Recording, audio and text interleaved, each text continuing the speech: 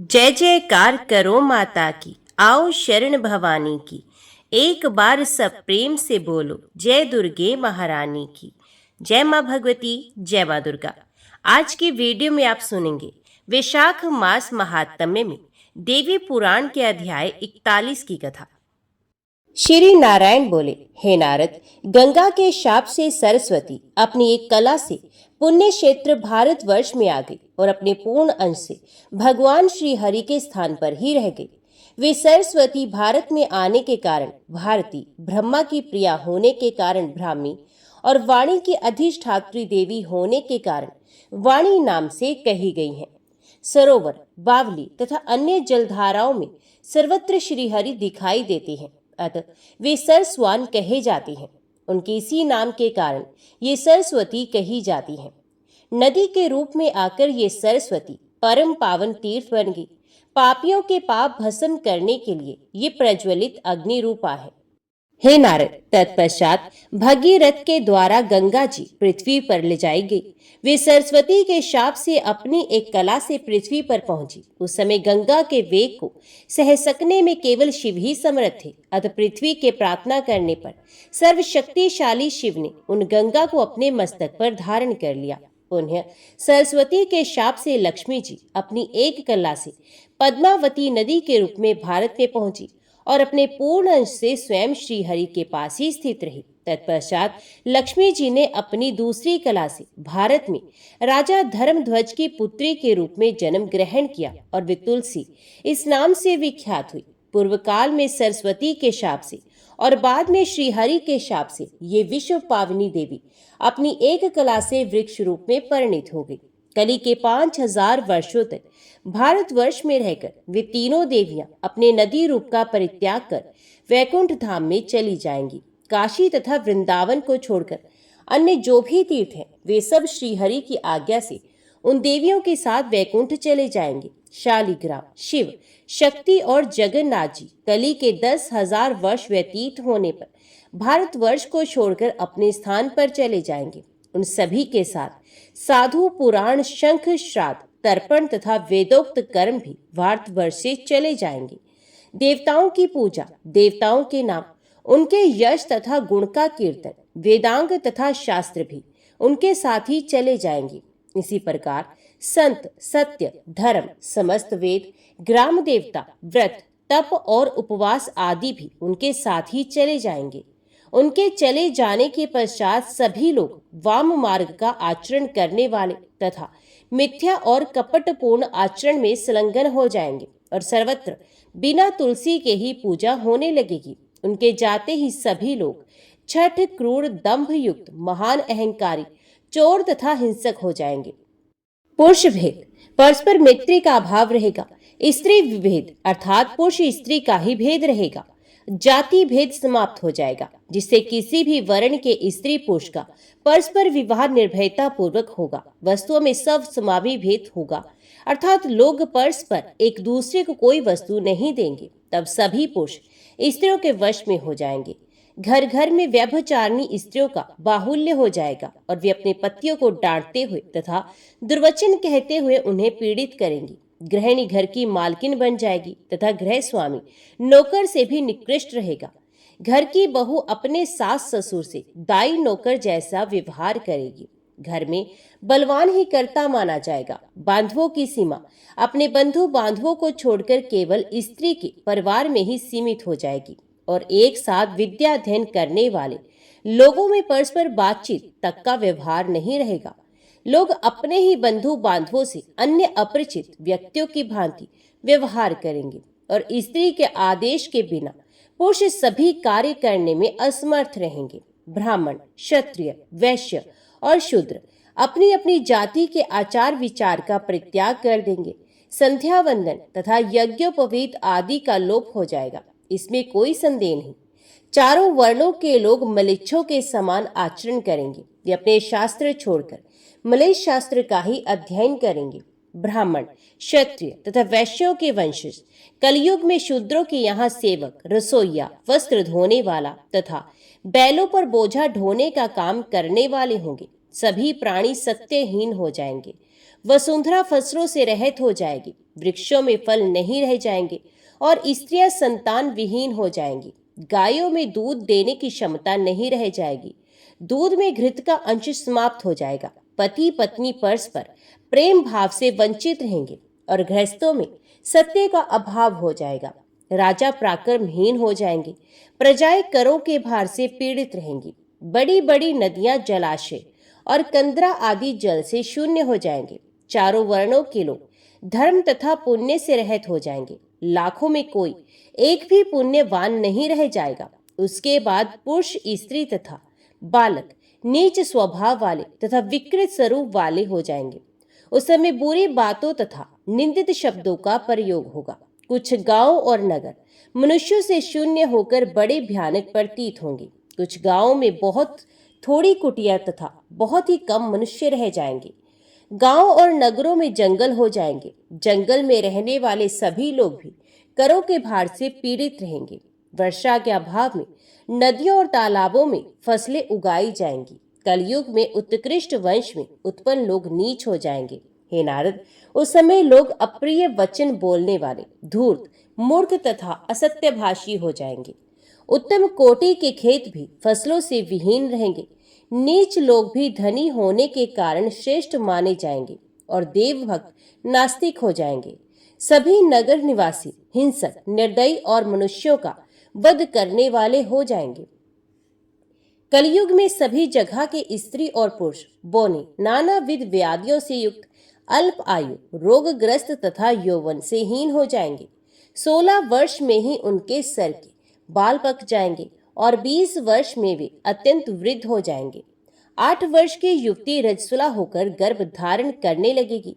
प्रत्येक वर्ष में संतान उत्पन्न करके वे स्त्री 16 वर्ष की अवस्था में ही वृद्धा हो जाएगी। कलयुग में प्राय सभी स्त्रियां वंध्या रहेंगी। कोई कोई स्त्री पति तथा पुत्र वाली होगी। चारों वर्णों के सभी लोग कन्या का विक्रय करेंगे। वे अपनी माता, पत्नी, बहू, कन्या तथा बहन के व्यभिचारी पुरुषों से प्राप्त धन से अपनी आजीविका चलाने वाले होंगे और उनसे प्राप्त अन्न का भक्षण करने वाले होंगे।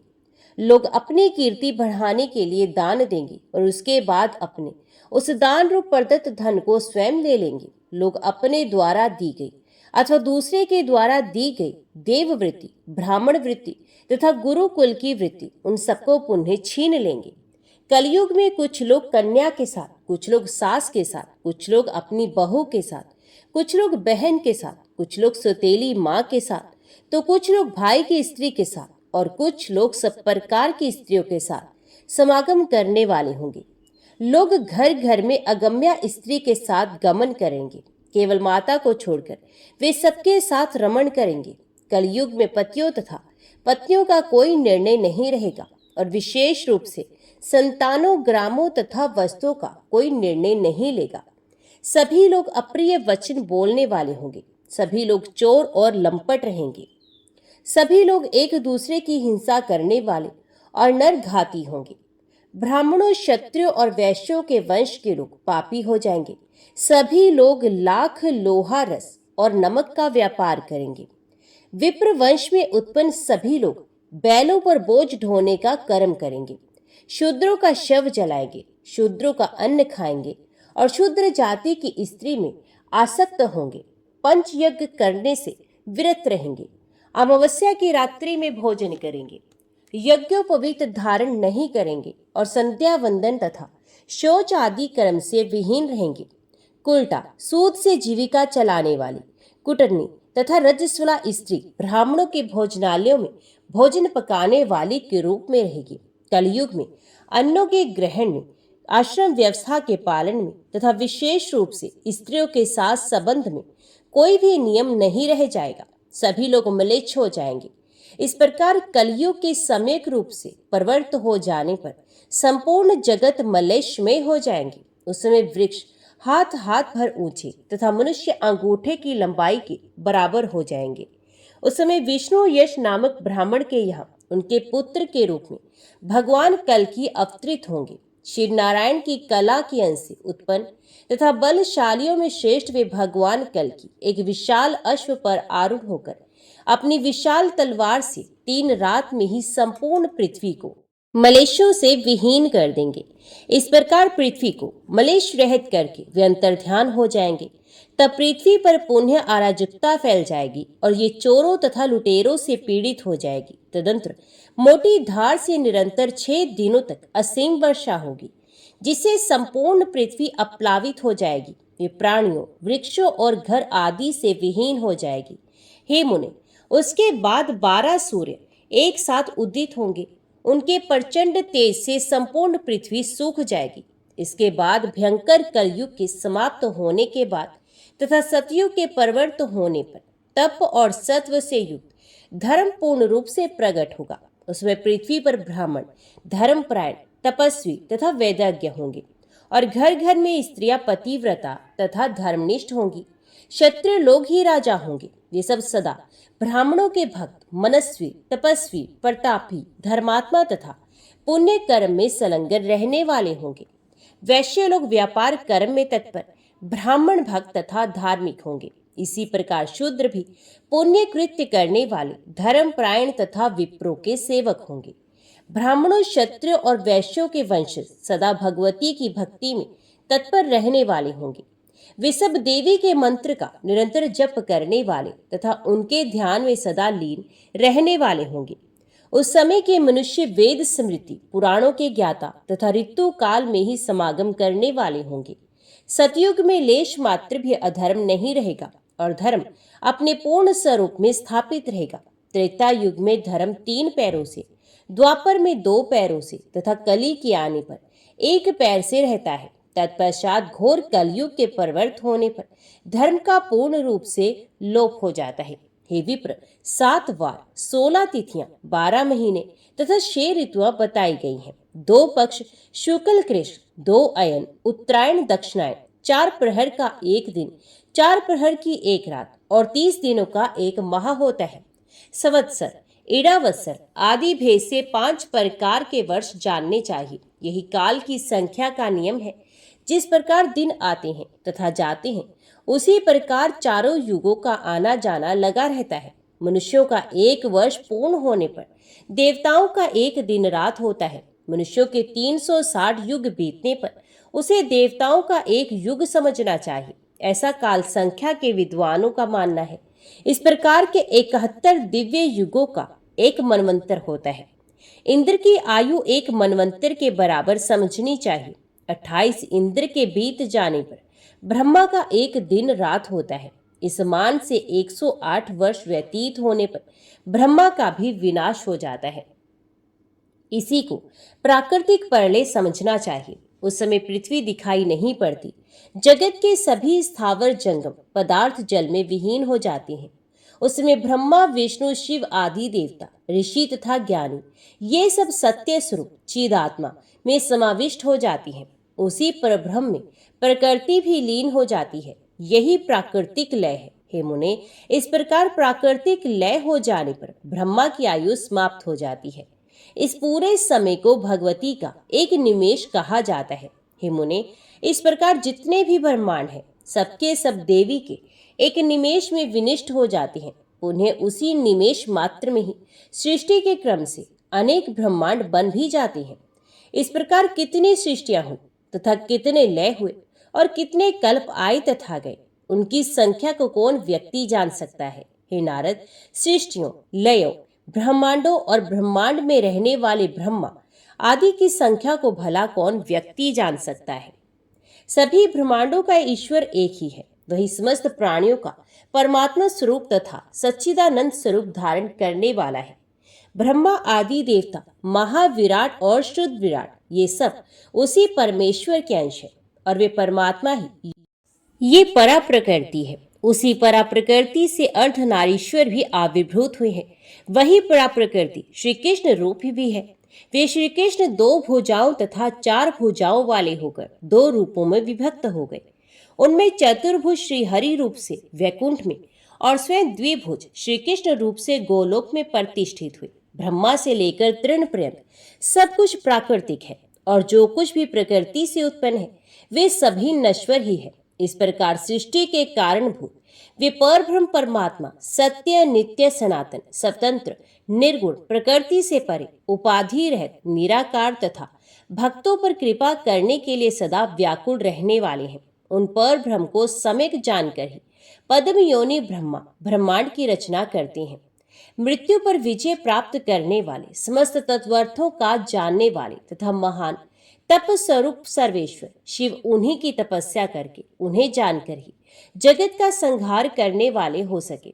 भगवान विष्णु उन्हीं पर ब्रह्म परमात्मा की भक्ति तथा सेवा के द्वारा महान ऐश्वर्य से संपन्न, सर्वज्ञ, सर्वद्रष्टा, सर्वव्यापी, समस्त संपदा प्रदान करने वाले, सबके ईश्वर, श्री संपन्न तथा सबके रक्षक हैं। जिसके ज्ञान से, जिसके तप से, जिसकी भक्ति से तथा जिसकी सेवा से महामाया स्वरूपिणी, सर्वशक्तिमयी तथा परमेश्वरी वे प्रकृति ही सच्चिदानंद स्वरूपिणी भगवती कही गई हैं। जिसके ज्ञान तथा सेवा से देव माता सावित्री वेदों की अधिष्ठात्र देवता, वेद ज्ञान से संपन्न तथा ब्राह्मणों के द्वारा सुपूजित हुई। जिनकी सेवा तथा तपस्या के द्वारा सरस्वती समस्त विद्याओं की अधिष्ठात्र देवी, विद्वानों के लिए पूज्य, श्रेष्ठ तथा समस्त लोकों में पूजित हुई। इसी प्रकार इन्हीं की सेवा तथा तपस्या से ही वे लक्ष्मी, सभी प्रकार की संपदा प्रदान करने वाली, सभी प्राणी समूह की अधिष्ठात्र देवी, सर्वेश्वरी, सबकी वंदनिया तथा सबको पुत्र देने वाली हुई।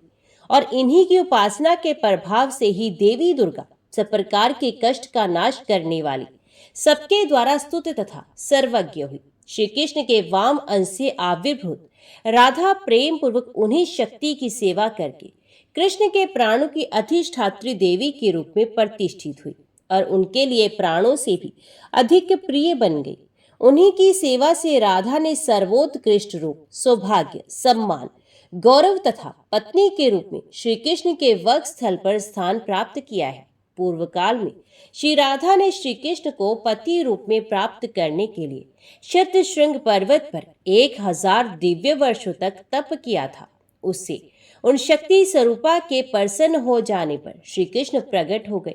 वे प्रभु चंद्रमा की कला के समान शोभा पाने वाली राधा को देखकर उन्हें अपने वक्ष स्थल से लगाकर प्रेमात्रिक के कारण रोने लगे। तत्पश्चात कृपा करके उन प्रभु श्री कृष्ण ने राधा को सभी के लिए अत्यंत दुर्लभ ये उत्तम वर प्रदान किया। मेरे वक्ष स्थल पर सदा विराजमान रहो, मेरी शाश्वत भक्त बनो और सौभाग्य, मान, प्रेम तथा गौरव से नित्य संपन्न रहो। तो मेरी सभी भार्याओं में श्रेष्ठ तथा ज्येष्ठ प्रेयसी के रूप में सदा प्रतिष्ठित रहोगी। तुम्हें वरिष्ठ तथा महिमामय मानकर मैं सदा तुम्हारी स्तुति पूजा किया करूंगा। हे प्राण वल्लभे, मैं तुम्हारे लिए सर्वदा सुलभ और हर प्रकार से तुम्हारे अधीन रहूंगा। परम सुंदरी राधा को ऐसा वर प्रदान करके जगतपति श्री कृष्ण ने उन्हें सपत्नी के भाव से रहित कर दिया और अपनी प्राण प्रिया बना लिया। हे मुने, इसी प्रकार अन्य भी जो देवियां हैं वे भी मूल प्रकृति की सेवा के कारण ही सुपूजित हुई हैं। जिनका जैसा जैसा तप रहा है वैसा वैसा उन्हें फल मिला है। भगवती दुर्गा हिमालय पर्वत पर 1000 दिव्य वर्षों तक तपस्या करके तथा उन्मूल प्रकृति के चरणों का ध्यान करके सबकी पूज्य हो गई। वे भगवती सरस्वती गंधमादन पर्वत पर 1,00,000 दिव्य वर्षों तक तप करके सर्ववंद्या बन गई। श्री लक्ष्मी पुष्कर क्षेत्र में दिव्य 100 युगों तक तप करके भगवती की उपासना के द्वारा सभी प्रकार की संपदाएं देने वाली बन गई। इसी प्रकार सावित्री दिव्य 60,000 वर्षों तक मल्यगिरी पर उन्मूल प्रकृति के दिव्य चरणों का ध्यान करते हुए कठोर तप करके सबके लिए पूजनीय तथा वंदनीय हो गई। हे विभो, प्राचीन काल में शंकर जी ने 100 मनवंतर तक उन भगवती का तप किया था। ब्रह्मा जी ने भी 100 मनवंतर तक शक्ति के नाम का जप किया था। इसी प्रकार भगवान विष्णु भी 100 मनवंतर तक तपस्या करके संपूर्ण जगत के रक्षक बने। श्री कृष्ण ने 10 मनवंतर तक कठोर तप करके दिव्य गोलोक प्राप्त किया, जहां पर आज भी वे आनंद प्राप्त कर रहे हैं। उन्हीं भगवती की भक्ति से युक्त होकर धर्म 10 मनवंतर तक तपस्या करके सबके प्राण स्वरूप सर्वपूज्य तथा सर्वाधार हो गई। इसी प्रकार सभी देवता, मुनि, मनुगण, राजा तथा ब्राह्मण भी उन भगवती मूल प्रकृति की तपस्या के द्वारा ही पूजित हुए हैं। हे नारद, इस प्रकार मैंने आगम सहित इस पुराण को गुरु के मुख से जैसा सुना था वे सब आपको बता दिया। अब आप आगे क्या सुनना चाहते हैं? नारद जी बोले, हे भगवान, आपने बताया कि देवी के निमेष मात्र व्यतीत होने पर ब्रह्मा का अंत हो जाता है और उनका ये विनाश ही प्राकृतिक प्रलय कहा गया। उस प्राकृतिक प्रलय के होने पर पृथ्वी अदृश्य हो जाती है, ऐसा कहा गया है। साथ ही सभी लोग जल में डूब जाते हैं और समस्त प्राणी परमात्मा में विलीन हो जाते हैं। हे प्रभु, उस समय अदृश्य हुई वे पृथ्वी कहाँ स्थित रहती है और सृष्टि होने के समय वे पुनः कैसे प्रकट हो जाती है? वे पृथ्वी फिर से धन्य मान्य, सबको आश्रय प्रदान करने वाली तथा विजयशालिनी कैसे हो जाती है? अब आप उस पृथ्वी के उद्भव की मंगलकारी कथा को कहिए। श्री नारायण बोले, हे नारद, संपूर्ण सृष्टियों के आरंभ में भगवती से ही अखिल जगत की उत्पत्ति होती है। इस प्रकार सबका उन्हीं से आविर्भाव होता है और सभी प्रलयों के समय प्राणियों का उन्हीं में विलय हो जाता है, ऐसा श्रुति कहती है। अब आप पृथ्वी के जन्म का वृत्तांत सुनिए, जो सभी प्रकार का मंगल करने वाला, विघ्नों का नाश करने वाला, पापों का उच्छेद करने वाला तथा पुण्य की वृद्धि करने वाला है। कुछ लोग कहते हैं कि मधु कैटब नामक दैत्यों के में से ये धन्य पृथ्वी उत्पन्न हुई, किंतु इससे जो भिन्न मत है उसे सुनो। उन दोनों दैत्यों ने प्राचीन काल में भगवान विष्णु के साथ युद्ध में उनके तेज से प्रसन्न होकर उनसे कहा कि हम दोनों का वध वहीं पर हो जहाँ पृथ्वी जल मगन ना हो। उनके जीवन काल में पृथ्वी जल के भीतर स्थित रहने के कारण स्पष्ट रूप से दिखाई नहीं देती थी। ये बात उन्हें भी ज्ञात थी, इसलिए उन्होंने वह वर मांगा था। उन दोनों के वध के उपरांत उनका मेद प्रभूत मात्रा में फैल गया। इस कारण पृथ्वी मेदिनी नाम से प्रसिद्ध हुई। इसका स्पष्टीकरण सुनो। जल से बाहर निकले के अनंतर पृथ्वी मेद से परिपुष्ट हुई, इसलिए उसका नाम मेदिनी पड़ा। मैं अब पृथ्वी के जन्म की मंगलकारिणी तथा श्रुति प्रतिपादित सार्थक कथा को कहता हूँ, जिसे मैंने पहले धर्मराज के मुख से पुष्कर क्षेत्र में सुना था। महाविराट पुरुष अनंत काल से जल में स्थित रहते हैं, ये स्पष्ट है। समय अनुसार उनके भीतर सर्वांग व्यापी शाश्वत मन प्रकट हुआ। तत्पश्चात वे मन उस महाविराट पुरुष के सभी रोमकूपों में प्रविष्ट हो गया। हे मुने, बहुत समय के पश्चात उन्हीं रोमकूपों से पृथ्वी प्रकट हुई। उस महाविराट के जितने रोमकूप हैं, उन सब में सर्वदा स्थित रहने वाली ये पृथ्वी एक एक करके जल सहित बार बार प्रकट होती और छिपती रहती है। ये पृथ्वी सृष्टि के समय प्रकट होकर जल के ऊपर स्थित हो जाती है और प्रलय के समय ये अदृश्य होकर जल के भीतर स्थित रहती है। प्रत्येक ब्रह्मांड में ये पृथ्वी पर्वतों तथा वनों से संपन्न रहती है और 7 समुद्रों से घिरी रहती है और 7 द्वीपों से युक्त रहती है। ये वसुधा हिमालय तथा मेरु आदि पर्वतों, सूर्य तथा चंद्र आदि ग्रहों से संयुक्त रहती है। महाविराट की आज्ञा के अनुसार ब्रह्मा, विष्णु, शिव आदि देवता इस पर प्रकट होते हैं तथा समस्त प्राणी इस पर निवास करते हैं। ये पृथ्वी पुण्य तीर्थों तथा पवित्र भारतवर्ष से संपन्न है। ये स्वर्णमय भूमि से सुशोभित है तथा 7 स्वर्गों से संवित है। इस पृथ्वी के नीचे 7 पाताल है, ऊपर ब्रह्मलोक है तथा ब्रह्मलोक से भी ऊपर ध्रुवलोक है और उसमें समस्त विश्व स्थित है। इस प्रकार संपूर्ण लोक पृथ्वी पर ही निर्मित है। ये सभी विश्व विनाशशील तथा कृत्रिम है। प्राकृतिक प्रलय के अवसर पर ब्रह्मा का भी निपात हो जाता है। उस समय केवल महाविराट पुरुष विद्यमान रहते हैं, क्योंकि सृष्टि के आरंभ में ही परब्रह्म श्री कृष्ण ने इनका सृजन किया था। ये सृष्टि तथा प्रलय नित्य है और काष्ठा आदि अवयवों वाले काल के स्वामी के अधीन होकर रहते हैं। सभी की अधिष्ठात्र देवी पृथ्वी भी नित्य है।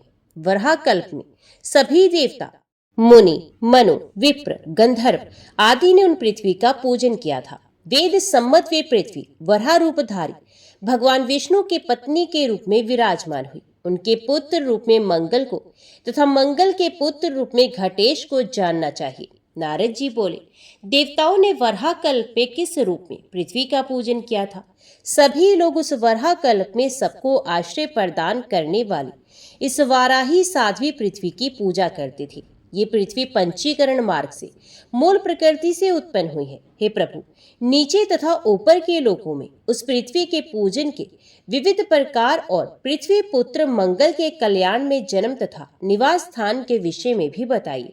श्री नारायण बोले, हे नारद, प्राचीन काल में वराह कल्प में ब्रह्मा जी के द्वारा स्तुति करने पर भगवान श्री हरि वराह रूप धारण करके हिरणाक्ष को मारकर रसातल से पृथ्वी को निकाल कर ले आए थे। उन्होंने पृथ्वी को जल में इस प्रकार रख दिया मानो सरोवर में कमल पत्र स्थित हो। वहीं पर रहकर ब्रह्मा जी ने संपूर्ण मनोहर विश्व की रचना की।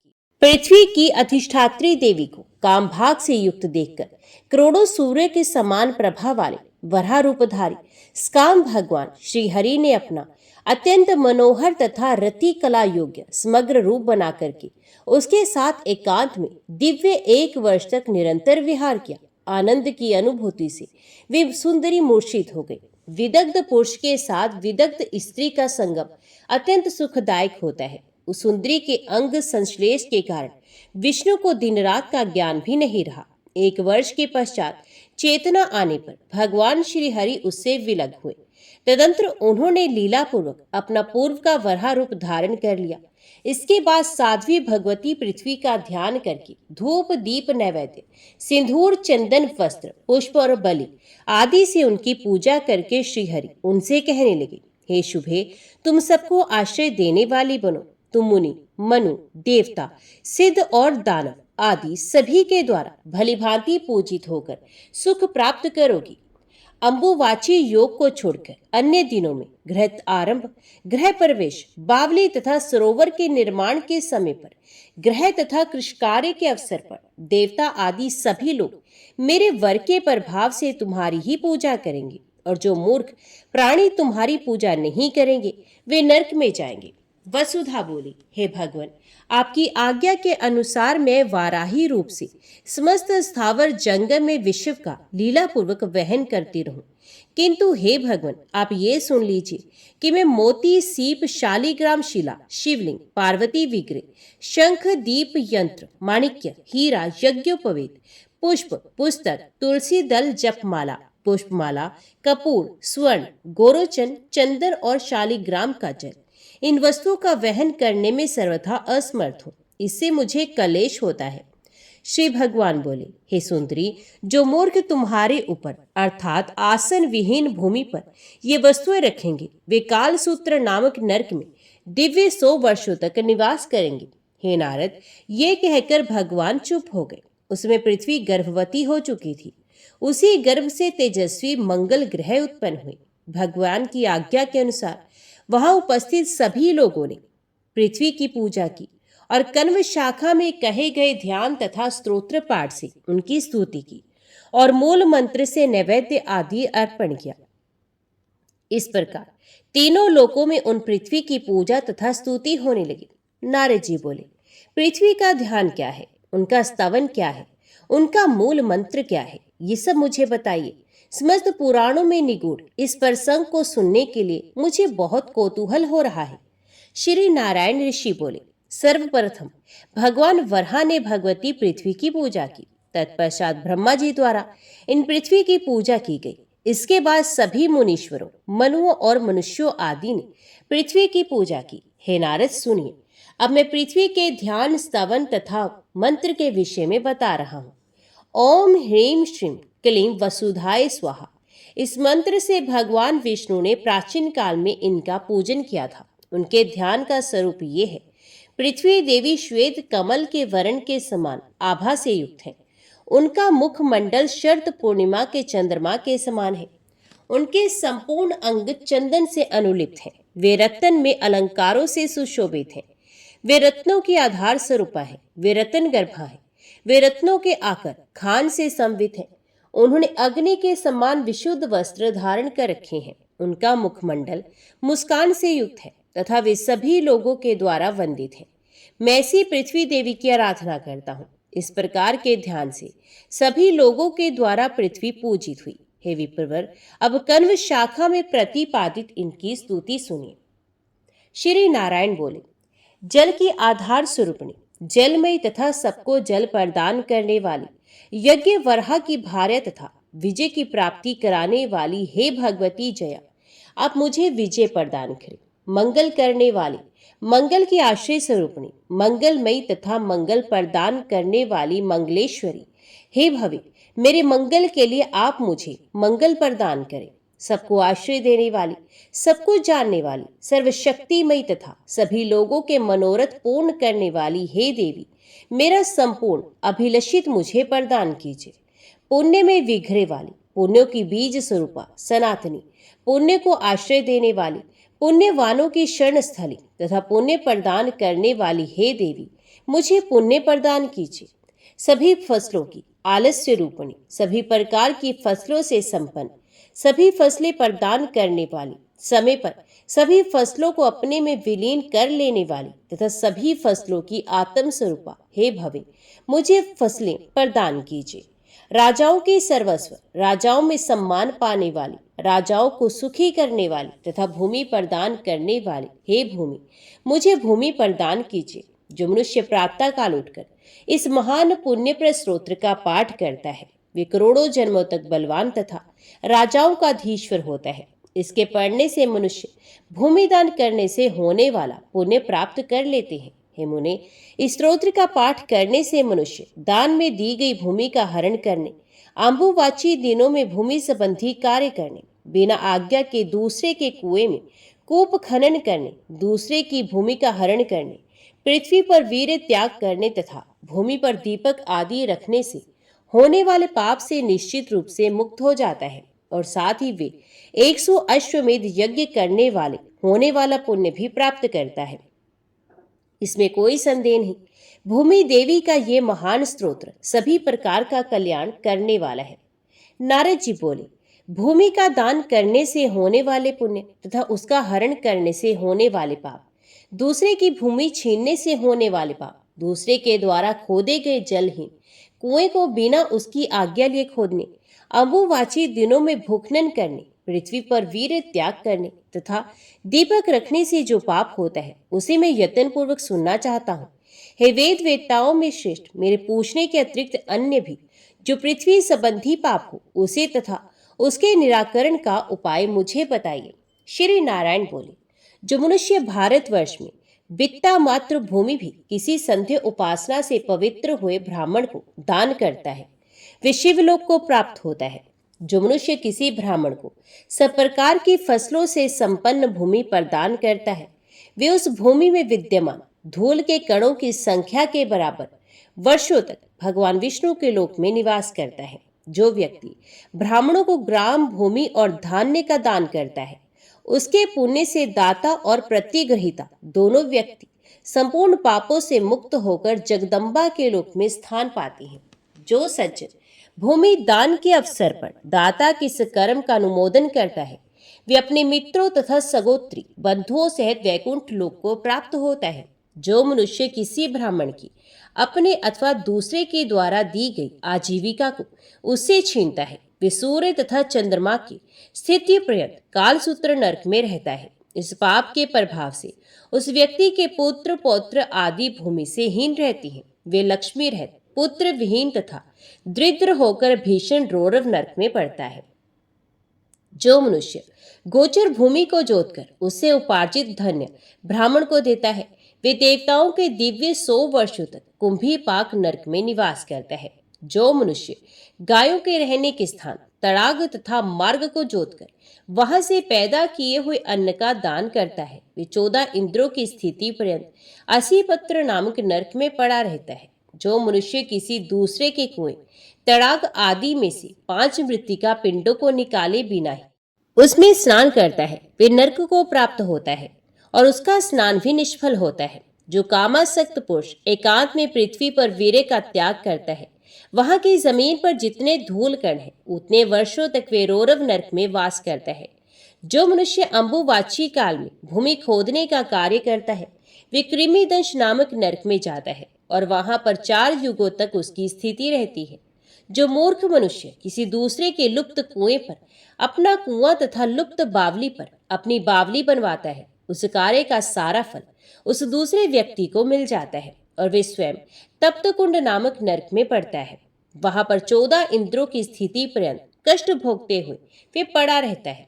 जो मनुष्य दूसरे के तड़ाग में पड़ी हुई कीचड़ को साफ करके स्नान करता है, उस कीचड़ में जितने कण होते हैं उतने वर्षों तक वे ब्रह्मलोक में निवास करता है। जो मूर्ख मनुष्य भूमिपति के पितृ को पिंड दिए बिना श्राद्ध करता है, वे अवश्य ही नरकगामी होता है।